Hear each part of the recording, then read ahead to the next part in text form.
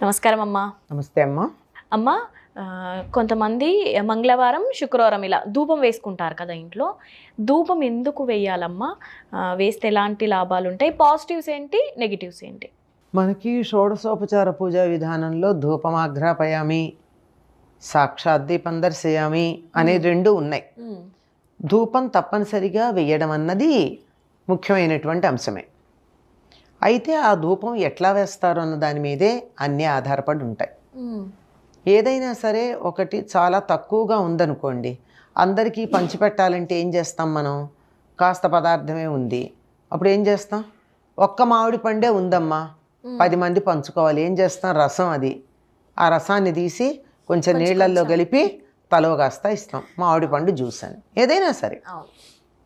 లేదు, ఎక్కడో మనకి దేవుడి దగ్గరికి వెడితే ఇంత పటికి బెల్లం ఇచ్చారు, 10 మందికి ప్రసాదం పెట్టాలి, దాన్ని చాలా పవిత్రమైంది, అందరికీ అందించాలి. ఏం చేస్తాం? నీళ్లల్లో పటికి బెల్లం కలిపేసి అందరికీ తలో కాస్త తీర్థం ఇస్తే అందరికీ ప్రసాదం అందిపోతుంది. అంటే ఘన పదార్థం కన్నా వితరణకి అన్ని వైపులకి వ్యాపించడానికి జలానికి ఎక్కువ అవకాశం ఉంది. అంతకన్నా ఎక్కువ కావాలనుకో గాలికి ఉంది.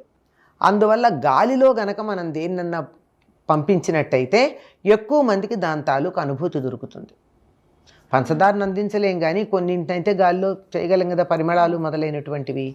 అటువంటి దానికి ఒక మంచి వాతావరణం కల్పించి, మనం చెప్పాలంటే యాంబియన్స్ అంటూ ఉంటారు ఆంగ్లంలో, అలాంటిది ఒక మంచి యాంబియన్స్ కావాలి అంటే, ప్రశాంతంగా మనసు ఉండాలి అంటే మంచి పరిమళం ఉండాలి, మంచి వాసన ఉండాలి. అలాంటి మంచి వాసన ఉండడానికి తగినట్టుగా ఎలా ఉంటుంది?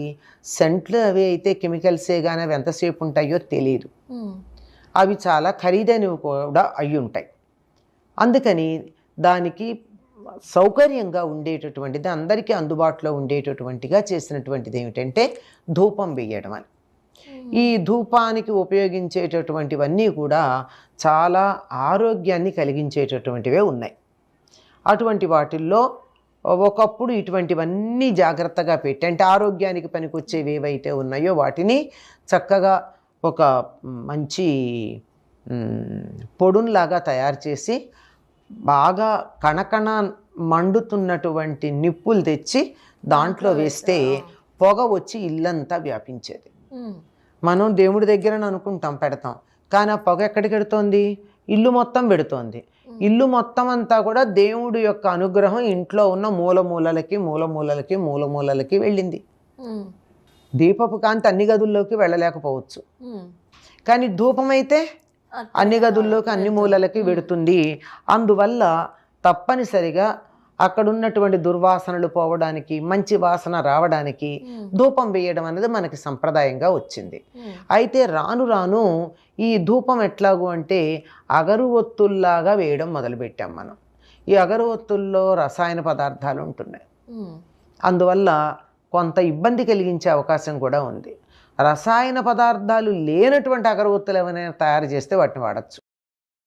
అలా కాకుండా ఇప్పటికి కూడా మరి దసరాల్లో కానీ ఎక్కడ కానీ పెద్ద పెద్ద పూజలు చేసినప్పుడు ధూపం అన్నప్పుడు ఏం తీసుకొస్తారమ్మా? అగరవత్తులు వెలిగించరు. అంటే మామూలుగా ఉంటాయి, ఇప్పుడు ఆధునిక కాలంలో అందరూ వాడుతున్నారు కనుక పెడుతున్నాం, కానీ తప్పనిసరిగా ధూపమాగ్రహపయామి అనగానే నిప్పులు తెచ్చి దాని మీద సాంబ్రాణి, పాలమడ్డి, ఇంకా ఉన్నాయి చాలా పదార్థాలు, అలాంటివన్నీ కలిపి అగరు, ప్రధానంగా అగరు వేస్తారు. ఇలాంటివన్నీ వేసి మంచి ఘుమలాడేటటువంటి వాసన వచ్చేట్టు చేస్తారు. అందులో మంచి గంధం ఉంటుంది, వట్టివేళ్ళు ఉంటాయి, ఇంకా చాలా ఉంటాయి, చాలా పదార్థాలు ఉంటాయి.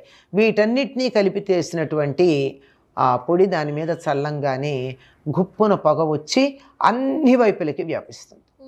ఈ అన్ని వైపులకి ఎప్పుడైతే ఇలా వ్యాపించిందో వాతావరణం అంతా శుద్ధి అవుతుంది. ఈ వాతావరణంలో శుద్ధి అవడం అన్నది 2 రకాలుగా జరుగుతుంది.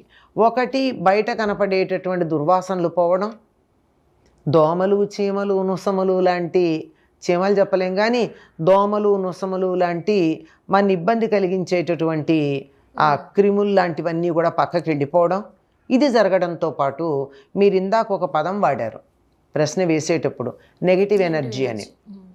ఆ నెగటివ్ ఎనర్జీ లాంటిది ఏవైనా ఉంటే కూడా ఈ వాసనలకు దూరంగా వెళ్ళిపోతాయి. అందువల్ల వాతావరణం బాగుంటుంది. కనుక ఎవరైనా ధ్యానం చేసుకోవాలి అనుకున్నప్పుడు, అంటే మహర్షుల స్థాయికి వెళ్ళిన వాళ్ళం కాదు కదా మనం అంతా, సామాన్యులం.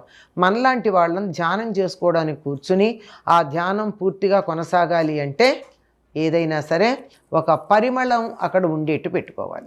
ఇప్పుడు మనం ఈ ధూపం వెయ్యలేం గనక, ఈ నిప్పుల మీద వెయ్యలేం గనక ఒక అగరబత్తి లాంటిది కొంచెం దూరంగా పెట్టుకోవడం మంచిదమ్మా. అయితే జనరల్గా అమ్మ బాలింతలకు కూడా జుట్టు పెడతారు అని అంటారు కదా, అది ఇది ఒకటేనా అమ్మ? అదే, అందులో ఒట్టి సాంబ్రాణే వేస్తారు, అన్నీ వెయ్యరు. బాలింతలకు వేసేటటువంటిది సాంబ్రాణి పాలమడ్డి అని ఒకటి వేస్తారు, అదేమిటో తెలియదు కానీ అది వేసినట్టయితే సాంబ్రాణికి ఉన్న లక్షణం ఏమిటంటే ఎక్కడెక్కడ తడి ఉన్నా గ్రహిస్తుంది అది. బాలింతలకు ఎందుకు వేస్తారంటే వాళ్ళకి తలంటి పోసినప్పుడు తలలో అడుగున తడి ఉంటే ఆ తడికి జలుబు చేస్తుంది కనుక. ఇంకా చిన్నపిల్లలు అనుకో, చిన్నపిల్లలకి వాళ్ళకి చాలా మంచి ఒళ్ళు చేస్తుంటారు వాళ్ళు, అలా తొనలుగా ఉంటుంది ఒళ్ళు, మధ్య మధ్యలో ఇలా 2 కండరాల మధ్య ఖాళీగా ఉండి అందులో తడి మిగిలిపోయే ప్రమాదం ఉంది. వేడి నీళ్లు పోస్తాం, వేడి నీళ్లు పోసేటప్పటికల్లా చెమటలు కూడా పడతాయి తుడిచాక. మరి ఆ చెమటలు పట్టిన తడికి పిల్లలకి జలుబు చేయొచ్చు కదా. అందుకని జలుబు చేయకుండా ఉండడానికి సాంబ్రాణి ధూపం వేస్తాం బాలింతరాలకు కానీ చంటి పిల్లలకు కానీ.